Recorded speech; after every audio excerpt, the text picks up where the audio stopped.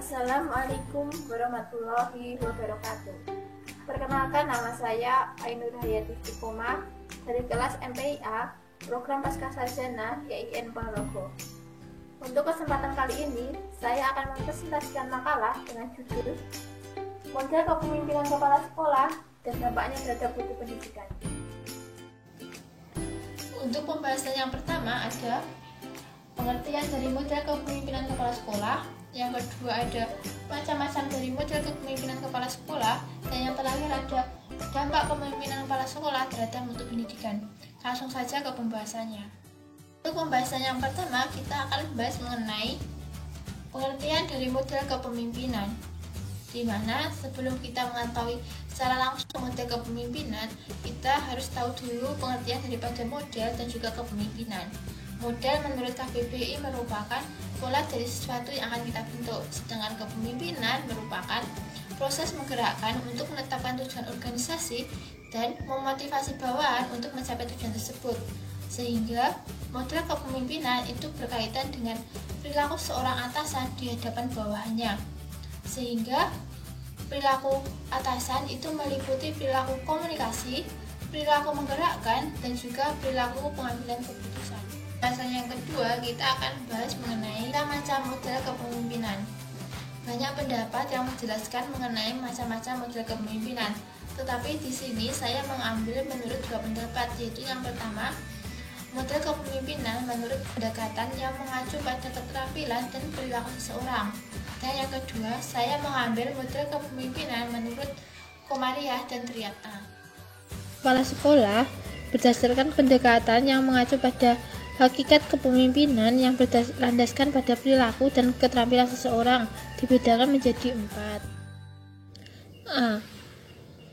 Ada model kepemimpinan kontinum atau otokratis demokratis, di mana dalam model kepemimpinan ini pemimpin mempengaruhi pengikutnya dengan cara menonjolkan sisi ekstrim. Perilaku otokratis yaitu pemusatan kekuasaan dan pengambilan keputusan ada pada seorang pemimpin, sedangkan bawahan dipengaruhi oleh ancaman dan juga hukuman. Demokratis yaitu seorang pemimpin memperoleh sumber kekuasaan dan wewenang itu dari bawahan. Tetapi hal ini dapat terjadi jika bawahan diberi motivasi dan pemimpin melakukan kepemimpinannya dengan mengutamakan kerjasama. Ada model kepemimpinan Ohio, di mana dalam model kepemimpinan ini dibedakan menjadi 2 struktur. Untuk struktur inisiasi, yaitu perilaku pemimpin dalam menggambarkan hubungan antara dirinya dengan anggota kelompok kerjanya dalam upaya membentuk pola organisasi, saluran komunikasi, dan metode atau prosedur yang diterapkan dengan baik. Struktur konsiderasi, yaitu perilaku pemimpin yang menunjukkan persahabatan, kepercayaan, rasa hormat, dan kehangatan terhadap bawahan. Kepemimpinan Likert, di mana dalam model kepemimpinan ini terdiri dari 4 sistem kepemimpinan, yaitu yang pertama ada sistem otoriter, yaitu pemimpin sebagai pembuat keputusan dalam bekerja dan memerintah semua bawahan untuk bekerja. Yang kedua ada sistem otoriter bijak, yaitu di mana sistem ini hampir sama dengan sistem otoriter, tetapi pada sistem otoriter bijak ini sebelum pengambilan keputusan, pemimpin meminta pendapat kepada bawahannya terlebih dahulu. Yang ketiga ada sistem konsultatif, yaitu adanya komunikasi 2 arah antara seorang pemimpin dan juga bawahan. Dan yang terakhir ada sistem partisipatif, yaitu pemimpin lebih terbuka dan memberikan kepercayaan yang tinggi terhadap seorang bawahan. Kepemimpinan kontingensi, di mana model kepemimpinan ini lebih menekankan pada situasi kerja dan juga budaya organisasi. Kepemimpinan menurut Komariah dan Triatna itu dibedakan menjadi 3. Yang pertama ada model transaksional, yaitu model kepemimpinan yang menekankan pada tugas yang diemban oleh bawahan.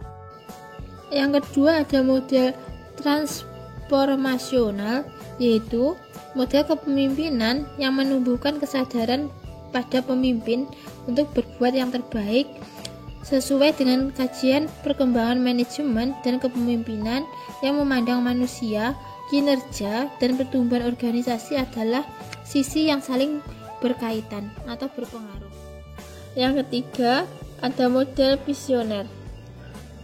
Model kepemimpinan visioner salah satunya ditandai dengan adanya kemampuan pemimpin dalam membuat perencanaan yang jelas sehingga akan tergambar sasaran apa yang hendak dicapai untuk pengembangan lembaga yang dipimpinnya. Untuk pembahasan yang ketiga, dampak model kepemimpinan kepala sekolah terhadap mutu pendidikan. Berikut penjelasannya.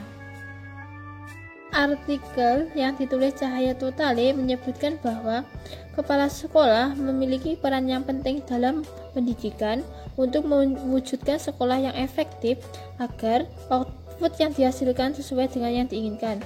Tetapi, hal tersebut tidak dengan mudah dicapai oleh suatu lembaga pendidikan. Salah satu hal yang berpengaruh dalam pencapaian tersebut terletak pada kurang maksimalnya kepala sekolah dalam mengelola lembaga pendidikannya. Hal tersebut dapat diatasi dengan cara pemilihan model kepemimpinan yang tepat yang sesuai dengan visi, misi, tujuan lembaga pendidikan serta disesuaikan dengan lingkungan dan juga kondisi lembaga pendidikan tersebut. Sehingga dalam suatu lembaga pendidikan, penerapan model kepemimpinan yang tepat itu sangat penting, karena jika pemilihan model tidak tepat akan berdampak negatif terhadap lembaga pendidikan tersebut. Dampak negatif terhadap lembaga pendidikan jika pemilihan model kepemimpinan tidak tepat diantaranya yaitu yang pertama, tidak mencapai tujuan yang diinginkan atau yang sudah ditetapkan. Yang kedua, banyak bawahan yang seenaknya sendiri terhadap atasan. Yang ketiga, kurangnya koordinasi antara atasan dan juga bawahan. Yang keempat, prestasi peserta didik menurun. Yang kelima, mutu pendidikan tidak akan tercapai. Dan yang terakhir, menurunnya mutu pendidikan itu sendiri. Dari uraian tersebut dapat kita simpulkan bahwa pemilihan model kepemimpinan kepala sekolah yang tepat itu sangat penting untuk pencapaian mutu pendidikan. Itu saja yang dapat saya sampaikan. Ada kurang lebihnya saya mohon maaf. Wassalamualaikum warahmatullahi wabarakatuh.